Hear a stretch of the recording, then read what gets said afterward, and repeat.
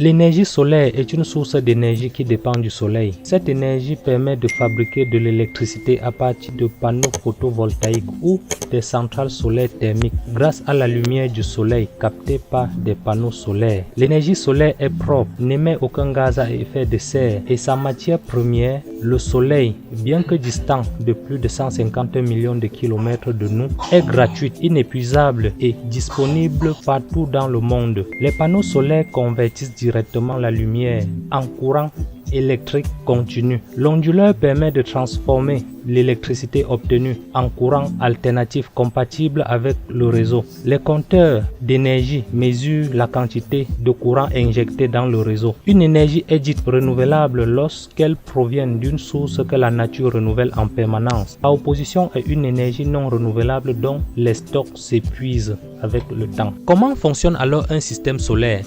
Le principe est basé sur 4 éléments majeurs.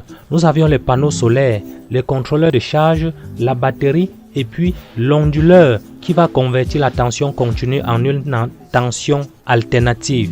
Si à un moment donné, la tension captée par les panneaux solaires est inférieure à 12 volts, le contrôleur de charge va adapter son niveau à travers le système de modulation largeur d'impulsion, va adapter son niveau logique de telle en sorte que la tension en sa sortie soit toujours 12 volts pour qu'on puisse charger la batterie. Et si à un moment donné, la tension captée par le rayonnement des panneaux solaires est au-delà de 12 volts, par exemple 36 volts, le contrôleur de charge va réduire cette tension pour que ça puisse correspondre à 12 volts pour pouvoir également charger la batterie. Donc le rôle du contrôleur de charge ici est d'adapter la tension et de maintenir en sa sortie ici pour les charges continues ou bien pour la batterie une tension fixe de 12 volts, quel que soit le niveau de tension que nous allons recevoir par les panneaux solaires. Et ensuite à la sortie du contrôleur de charge, nous pouvons brancher les charges continues, donc les charges 12 volts directement. Donc si vous avez des lampes de 12 volts, vous pouvez directement les allumer. Et si par contre nous voulions alimenter des charges de 220 volts alternatives, là en ce moment nous allons faire appel à un